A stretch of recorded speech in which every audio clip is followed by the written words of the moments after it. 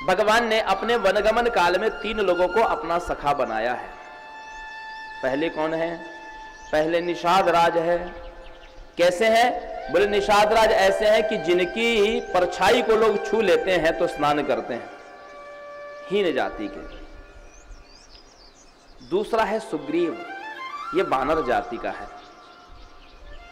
और तीसरे कौन है? विभीषण जी, जो राक्षस कुल के हैं,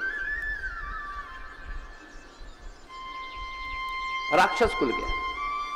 चक्रवर्ती जी के पुत्र ने अपने जीवन काल में, अपने वनगमन के 14 वर्षों में किसी भी राजा को मित्र नहीं बनाया, किसी नगर सेठ को अपना मित्र नहीं बनाया, किसी योगी सन्यासी को अपना मित्र नहीं बनाया। किसको बनाया? हीन जाति का शूद्र निषाद, बानर जाति का सुग्रीव, राक्षस कुल का विभीषण, इनको मित्र बनाया। तो इसके माध्यम से प्रभु संदेश क्या दे रहे हैं? श्रीमद् भागवत में और देवी भागवत में भुवन कोश का जहां वर्णन आता है, वहां पर किम पुरुष वर्ष में श्री हनुमान जी श्री सीताराम जी की आराधना करते हुए कहते हैं कि न जन्मनूनम महतो न सौभगम न बाण न बुद्धिर नाकृति दोष हेतुर तैर्यादृशिष्टा न पिनो बनो कसं चकार सख्ये पत लक्ष्मणाग्रजः।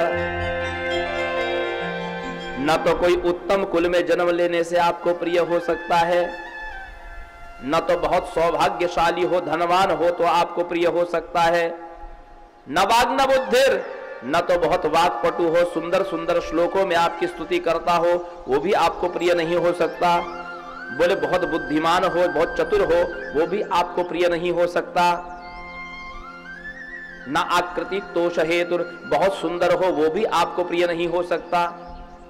तैर्याग सृष्टा नपिनौ बनौ कसाम, और यही बात संसार को बताने के लिए आपने हमारे जैसे बानर और भालुओं से मित्रता की, हमारे जैसे हीन। न तो हमारे पास उत्तम कुल है, न तो बुद्धि है, बुद्धि भी नहीं बानरों के पास।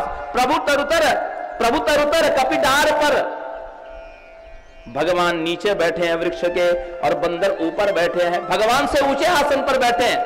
प्रभु तरुतर कपिडार पर ते किए आप समान, तुलसी सीता नाथ सो साहिब सील निधान। भगवान वृक्ष नीचे बैठे हैं और बंदर ऊपर बैठे हैं, फिर भी भगवान उनको अपने हृदय लगाते हैं, उनको अपने बराबर करते हैं। तो तुलसी सीता नाथ सो साहिब सील निधान, कौन ऐसा ऐसो को उदार जगमाई।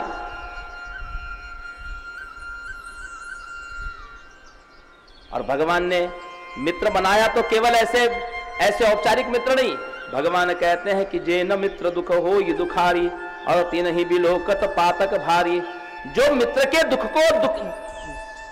को दुखी देख करके, अथवा मित्र के दुख से जो दुखी नहीं होता है, बोले ऐसे व्यक्ति को दर्शन करने से भी पाप लगता है, ऐसे व्यक्ति का दर्शन भी पापदायक है।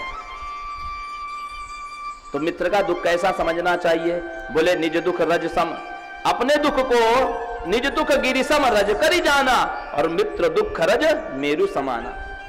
अपने पहाड़ के समान दुख को रज के समान, धूल के समान जानना चाहिए, और मित्र के छोटे से भी दुख को मित्र दुख रज मेरु समाना, अपने मित्र के छोटे से दुख को भी बहुत बड़ा मानना चाहिए।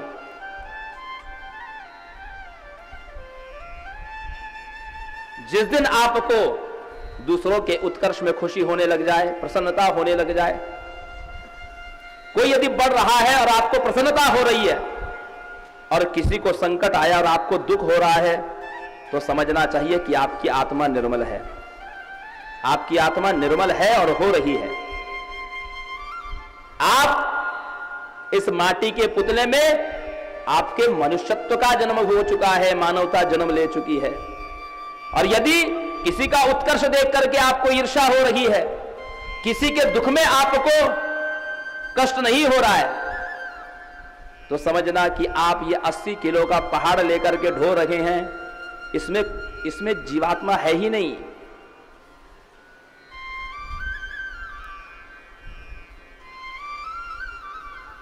और यदि नहीं हो रहा है तो अभ्यास करिए, औपचारिक ही करिए। किसी का उत्कर्ष हो रहा है, यदि प्रसन्नता नहीं हो रही, ईर्ष्या हो रही है, तो भी प्रसन्न होने का ढोंग करिए। यदि दुख नहीं हो रहा है तो भी आंसू बहाइए, दुखी होइए। संवेदनाओं को मरने मत दीजिए। यह बात आज इसलिए कहनी पड़ रही है,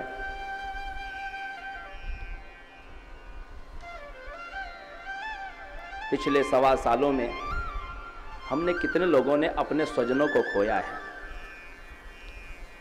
और कोरोना प्रोटोकॉल का बहाना लेकर के हम इतने संवेदना शून्य हो गए कि हम अपने संबंधी, अपने मित्रों के दुख में भी नहीं गए। किस लिए? कि बाहर लॉकडाउन है। अपने आप से पूछिए,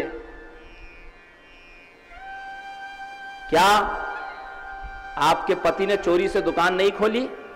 खोली है।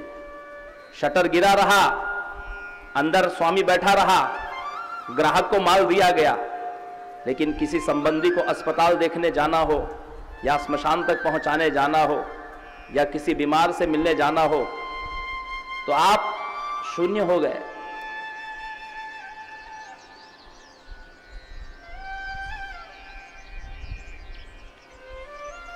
ये आपको संदेश व्यासपीठ नहीं देंगी, ये आपको स्वयं आत्ममंथन करना पड़ेगा कि क्या मेरे भीतर मानवता है, क्या मेरे भीतर संवेदना है, मैं किस दिशा में जा रहा हूं, इसका परिणाम क्या होने वाला है।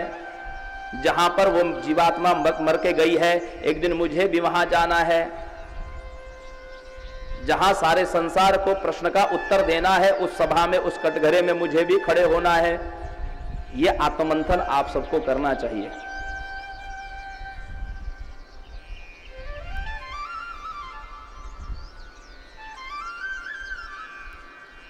मैं व्यक्तिगत कहूं तो मुझे इस बात का इतना ज्यादा दुख नहीं हुआ कि इतने सारे लोग मर गए। मुझे इस बात का उतना दुख नहीं हुआ, क्योंकि मैं जानता हूं ये प्रकृति की व्यवस्था है। मैं देवी का उपासक हूं। मां कहती है, सैव काले महामारी सैव सृष्टि भवत्यजा स्थितिम करोतु भूतानाम सैव काले सनातरी। अर्थात मैं महामारी का रूप धारण करके समस्त प्राणियों के प्राण को हरण करती हूं, और फिर मैं ही स्वयं सौम्य रूप धारण करके उनकी रक्षा करती हूं। तो मैं जानता हूं कि यह भगवती का ही प्रकोप है, वो अपने से आया है और अपने से जाएगा।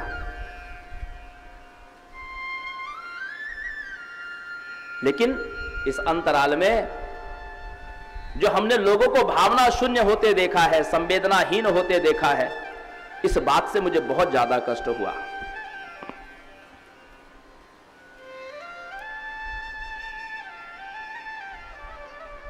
किसी के अच्छा होने की प्रतीक्षा मत करिए, आप अच्छे बनिए। कोई आपको पूछे इसकी प्रतीक्षा मत करिए, आप अपनी तरफ से पूछिए। कोई आपकी सहायता करे इस बात की बाट मत देखिए, आप अपनी शक्ति अनुसार सहायता करिए। आप अपने भीतर, आप अपनी संवेदना के जिम्मेदार आप हैं, अपनी मानवता के जिम्मेदार। दूसरों की मानवता के या दूसरे की संवेदना के, दूसरों के सद्गुण के आप जिम्मेदार नहीं है।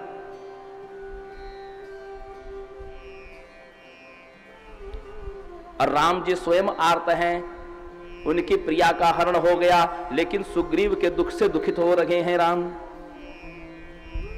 बताओ मित्र, मैं तुम्हारा क्या उपकार करूं? प्रभु, मेरा भाई बाली मुझे बहुत कष्ट दे रहा है, मेरी पत्नी का हरण कर लिया है। कल कथा आपने थोड़ी सी सुनी थी। भगवान ने कहा, मैं अग्नि को साक्षी मान करके तुमको मित्र स्वीकार करता हूं, प्रतिज्ञा लेता हूं कि मैं बाली का वध करूंगा। सुग्रीव ने कहा कि प्रभु एक प्रतिज्ञा और करिए आप। क्या प्रतिज्ञा करिए? बोले प्रभु एक प्रतिज्ञा और ये भी करिए कि जब तक आप बाली को मार नहीं देते तब तक आप उसके सामने नहीं जाएंगे।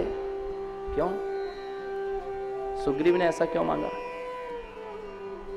सुग्रीव को लगता है कि ये इतने सुंदर है, इनका स्वभाव इतना सुंदर है। बाली दुष्ट प्रवृत्ति का है, लेकिन इतना निकृष्ट भी नहीं है। वाल्मीकि रामायण में बाली की दिनचर्या का वर्णन है। बाली प्रातः काल की संध्या बंगाल की खाड़ी पर जगन्नाथपुरी के समुद्र के पास करता था, और मध्याह्न की संध्या हिंद महासागर रामेश्वरम के तट पर करता था, कन्याकुमारी के पास, और सायंकाल की संध्या अरब सागर के तट पर करता था। यह प्रतिदिन की दिनचर्या थी, प्रतिदिन की बाली की दिनचर्या थी। वाल्मीकि रामायण, वो तो संदेहवश कि मायावी के साथ में, मैं दानव के पुत्र मायावी के साथ में युद्ध करने के लिए गया, और इधर सुग्रीव को लगा कि बाली मर गया और उसने कंदरा पर एक शिला लगा दी। इस बात से बाली क्रुद्धित हो गया और उसने सुग्रीव की पत्नी रूमा का हरण कर लिया, अपने पास रख लिया, सुग्रीव को मार पीट के भगा दिया। तो सुग्रीव को लगता है कि यदि ये इतने सुंदर स्वभाव वाले, इनका इतना सुंदर स्वरूप है, यदि ये बाली के सन्मुख जाएं तो कहीं बाली इनसे मित्रता न कर ले। यदि बाली की इनसे मित्रता हो गई तो इस बाली का फिर वध नहीं हो सकता। इसीलिए सुग्रीव ने भगवान से वचन भरमा लिया कि प्रभु, जब तक आप बाली को नहीं मारेंगे तब तक आप बाली के सन्मुख नहीं जाएंगे। बहुत से लोगों को लगता है कि राम जी ने इसलिए छिप करके मारा कि बाली के सामने यदि राम जाते तो राम जी का आधा बल बाली में चला जाता। ऐसा नहीं है। और यदि राम जी का आधा बल बाली में चला भी जाए तो यह कैसे निर्णय होगा कि राम में कितना बल है? अनंत में से अनंत को निकाल दिया जाए तो भी अनंत ही बचता है। पूर्णमदः पूर्णमिदं पूर्णात् पूर्णमुदच्यते पूर्णस्य पूर्णमादाय पूर्णमेवावशिष्यते। पूर्ण में से पूर्ण को निकाल लिया जाए तो भी पूर्ण ही बचता है। तो राम का तो आधा बल जा ही नहीं सकता। सुग्रीव को भगवान ने वचन दे दिया। वृक्ष की ओट में छिपे रहते सुग्रीव ने बाली को